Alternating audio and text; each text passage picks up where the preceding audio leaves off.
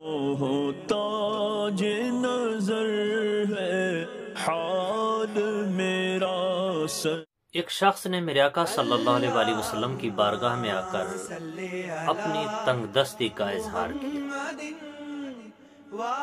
بولا یا رسول اللہ صلی اللہ علیہ وآلہ وسلم، دنیا مجھ سے منہ موڑ گئی، میرے پاس کچھ نہیں ہے کھانے کا، میں بھوکا ہوں اور میرے پاس وسائل بھی نہیں۔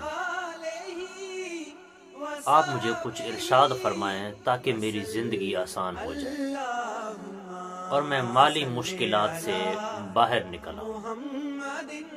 تو میرے آقا صلی اللہ علیہ وآلہ وسلم نے اس صحابی سے فرمایا کہ اے صحابی، تو وہ تسبیح کیوں نہیں کرتا کہ جس تسبیح کی وجہ سے اللہ مخلوق کو رزق دیتا ہے؟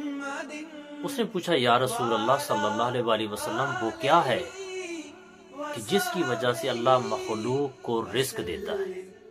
وہ کون سی تسبیح ہے؟ آپ فرمائیں میں ضرور کروں گا۔ تو میرے آقا صلی اللہ علیہ وآلہ وسلم نے فرمایا وہ تسبیح سبحان اللہ و بحمدہ سبحان اللہ العظیم استغفر اللہ۔ یہ تسبیح ہے، اگر تم اس تسبیح کو کرو گے تو دنیا تیرے پاس ذلیل و خوار ہو کر آئے گی۔